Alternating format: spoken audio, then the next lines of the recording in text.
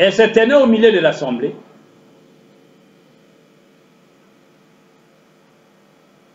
Et le Saint-Esprit descendit sur elle et elle commença à parler en langue. C'était une baptiste de la première église baptiste de Shreveport. Elle ne se rendit pas compte de ce qu'elle avait fait. Et avant qu'elle puisse dire quoi que ce soit, le Saint-Esprit donna l'interprétation disant: ainsi dit le Seigneur, dans moins de 3 mois, l'esprit de Moïse, d'Élie et de Christ sera à l'œuvre dans ce tabernacle. Frère Branham dit, cela s'est réalisé de façon parfaite. Amen. Quand Frère Branham est entré dans le tabernacle, il venait pour prêcher l'évangile. Une sœur va se lever dans l'assemblée et va parler en langue. Le Saint-Esprit tombe et en donne l'interprétation. Quel était le message?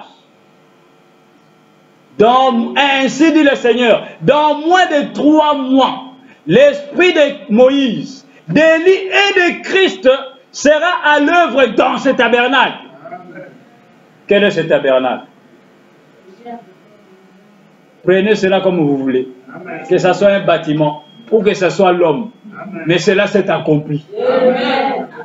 L'esprit de qui? De Moïse, d'Élie et de Christ. Qu'est-ce que cela nous montre dans la Bible? Matthieu 17, la montagne de la transfiguration. Les 3 ministères incarnés dans un homme. Et Frère Branham dit, cela s'est réalisé de façon parfaite dans moins de 3 mois. Là, nous sommes en 1960. Donc, l'histoire s'est déjà passée il y a longtemps. Nous n'étions même pas nés, certains d'entre nous. Hein? Then the prophet of God said that when he was entering in the tabernacle, so that he may preach the gospel, a woman just stood up and started now giving a prophecy. He said, and then before she could say anything, the Holy Spirit gave the interpretation, say, thus said the Lord, within 3 months, there will be the spirit of Moses, Elijah, and Christ ministering in this tabernacle. There it happened perfectly. Amen. Then that woman gave a prophecy in the church. She said, within 3 months, the spirit of Moses, Elijah, and Christ will be ministering in this tabernacle. Which tabernacle? You take it as you want. Let it be that the church, let it be the man. But the prophet of God said that it happened perfectly. Then what is that ministry? The 3 minutes of Matthew 17, the Mount of Transfiguration, Moses, Elijah, and Christ. And here we are in 1960, the prophet of God said that it happened. Then, before even we to be born upon the earth, this had already been take place. Amen. C'est pour cette raison, bien-aimés, Israël, en ce temps de la fin, devait écouter un message. Mais ce message devait leur être apporté par Moïse et Élie. Mais le grand mystère de Moïse et Élie en ce temps de la fin, c'est que Dieu n'utilise pas 2 personnes différentes. Il utilise un seul tabernacle qui est un seul corps. Et ce sont des ministères qui reviennent. Et au travers de ce corps-ci, le dernier messager, Dieu a accompli ce mystère d'Apocalypse 11. C'est pourquoi Israël, le 6e sceau, qui devait être révélé, le 6e sceau ne nous appartient pas. C'est pour le peuple d'Israël. Même tous les sceaux que vous voyez, Dieu les révèle au moment où il est en train de se révéler à Israël. Et c'est après l'enlèvement de l'Église. Maintenant, écoutez, Frère Branham nous dit le 6e sceau. Qui révèle le 6e sceau aux Juifs? Frère Branham dit c'est Moïse et Élie. Amen. Now the 6th seal. The 6th seal and even all the seals don't pertain to we, Gentiles, but it's for the Jews. When God is now revealing the seals, at that time, He's doing it when He's dealing with the Jews. And the 6th seal, which is the message to the Jews, the prophet of God said that who revealed these seals, He said it's Moses and Elijah. Amen? Maintenant, écoutez, Frère Branham va nous révéler qui a ouvert le 6e sceau en ce temps de la fin. The prophet of God is going to tell us who revealed the 6th seal in this last day. Le sixième sceau, et nous terminons par là. Sixième sceau, paragraphe 290 jusqu'en bas. C'est la dernière citation. On a terminé. Sixième sceau, 286. Six seal, from 290. Frère Branham dit ceci. Il dit, voyez, voilà, ils peuvent prononcer ce qu'ils veulent. Et voilà, cela arrive. Amen. Et si quelqu'un leur fait du mal, il faut qu'il soit tué de cette manière. Frère, Dieu passe vraiment à l'action ici. Ils ont le pouvoir de fermer les cieux, afin qu'ils ne tombent point de pluie pendant les jours de leur prophétie. Élie sait faire cela. Il l'a déjà fait. Amen. Moïse sait faire cela. Il l'a déjà fait. C'est dans ce but-là qu'ils ont gardé, qu'ils ont été gardés. Maintenant, amen. Frère Branham continue, dit, je pourrais dire quelque chose de vraiment bien ici. Mais il vaudrait mieux que je le retienne jusqu'à demain soir. Vous voyez? Très bien. Et ils ont le pouvoir de changer les eaux en sang et de frapper la terre de plaies chaque fois qu'ils le voudront. Qu'est-ce qui peut produire ces choses à part la parole? Ils peuvent contrôler la nature comme ils le veulent. Voilà. Ce sont eux qui amènent ce sixième sceau. Amen. Il les dévoile et il l'ouvre. Qui amène ce sixième sceau? Moïse et Élie. Qui les dévoile? Moïse et Élie. Qui l'ouvre? Moïse et Élie. Il continue de dire, c'est la puissance de Dieu pour suspendre le cours de la nature. Vous voyez? Le sixième sceau, c'est la nature qui suspend complètement son cours. Vous saisissez maintenant? L'Assemblée dit Amen. Il dit, voilà votre sceau. Qui fait cela? Ce sont les prophètes de l'autre côté de l'enlèvement. Par la puissance de Dieu, par la parole de Dieu, ils condamnent tout simplement la nature. Ils peuvent provoquer des tremblements de terre, changer la lune en sang. Le soleil peut se coucher ou quoi encore à leur commandement. Amen. Voilà, voilà. Voyez? Vous voyez les sceaux qui se sont ouverts là-bas, au long de là de l'église, qui ont montré les martyrs. Et maintenant, voici ces deux prophètes qui se tiennent là, avec la parole de Dieu, pour contrôler la nature comme ils le veulent. Ils ébranlent la terre. Et c'est par là qu'on peut voir précisément qui les fait. Ce sont Moïse et Élie. Puisque voilà leur ministère représenté de nouveau. Ce sont ces deux hommes. Oh là là, le voyez-vous maintenant? L'Assemblée dit Amen. Vous voyez ce qu'est le sixième sceau? Do you see what the sixth seal is? Il dit ce sont ces prophètes. Maintenant remarquez que ça ne vous achoppe pas là. Mais observez qui a ouvert ce sceau? Des prophètes. Voyez, Frère Branham dit, pfiou! Il dit Amen, voilà.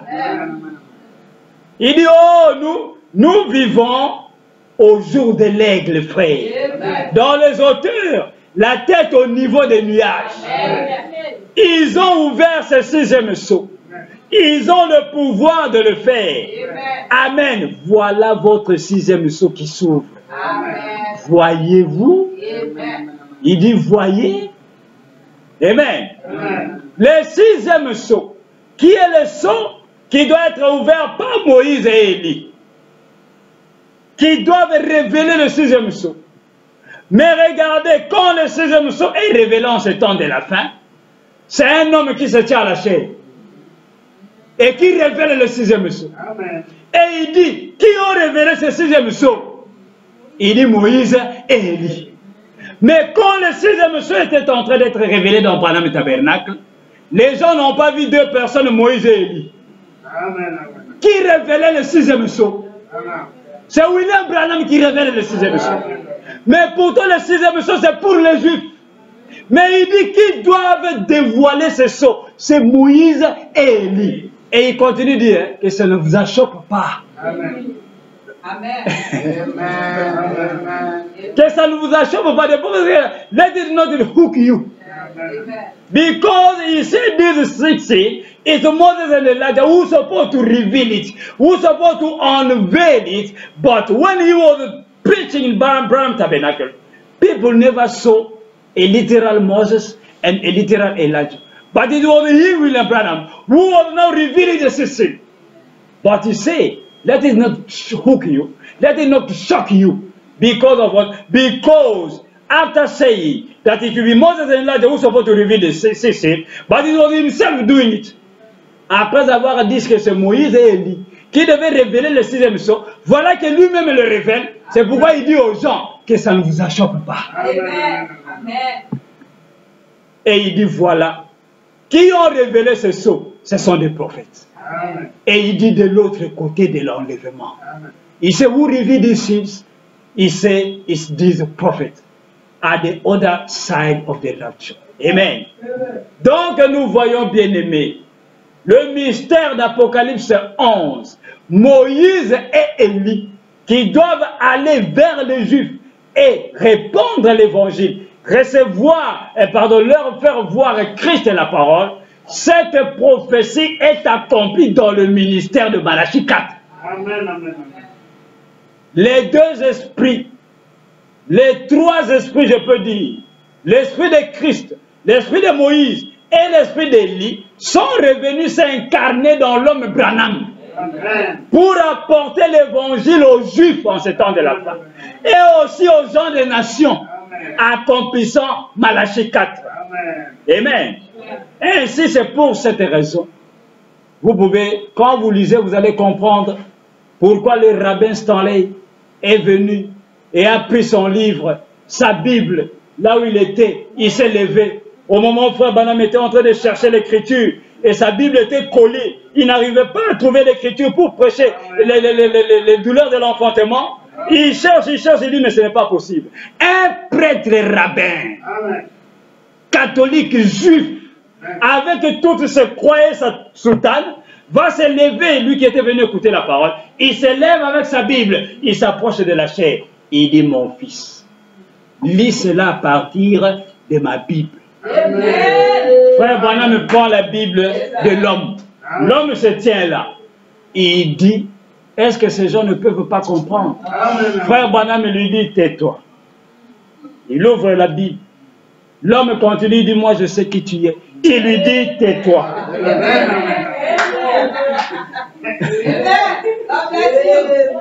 Oh my.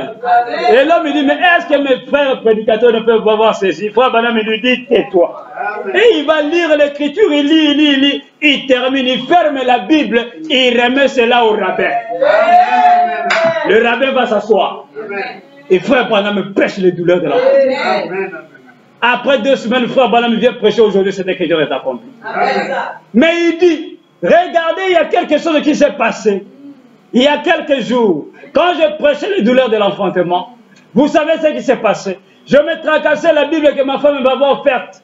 C'était une nouvelle Bible, mais les pages étaient collées. Je n'arrivais pas à trouver l'écriture où je devais dire pour prêcher les douleurs de l'enfantement. Mais il y a eu quelqu'un ici qui s'était levé, un rabbin, et m'a apporté sa Bible, et j'ai lu à partir de sa Bible. Et il dit, quand je retourne à la maison, ce jour-là avec ma femme dans la voiture, et ma femme se plaignait, disait, mais Billy, j'avais honte quand je te voyais, je fouillais dans la Bible et tu ne trouvais pas l'écriture, parce que c'est moi qui t'avais offert cette Bible-là. Frère Branham dit, mais non, tu n'as rien à voir, parce que c'était mal imprimé, les pages étaient collées. Il dit, non, ça n'a rien à voir avec toi, pourquoi tu avais honte? Il dit, non, vraiment, j'étais pas à l'aise. Au même moment, Frère Branham dit, la voix de Dieu descend dans la voiture. Et la voix lui dit, conformément à sa coutume, il est entré dans la synagogue, dans le temple. Il est retourné là où il a été élevé. Et on lui donna le rouleau d'Ésaïe. Et il lit là où il est écrit, l'Esprit de l'Éternel est sur moi. Et il m'a oint pour apporter une année de délivrance, pour apporter la guérison, ainsi de suite. Et il ferma les rouleaux et il remit aux sacrificateurs. Et il commença à leur dire, aujourd'hui, la portion de l'écriture que vous venez d'entendre est accomplie. Frère Branham revient et il vient prêcher aujourd'hui. Cette écriture est accomplie. Et il dit à son assemblée, pouvez-vous voir ce qui s'est passé aujourd'hui? Cette écriture est accomplie devant vous.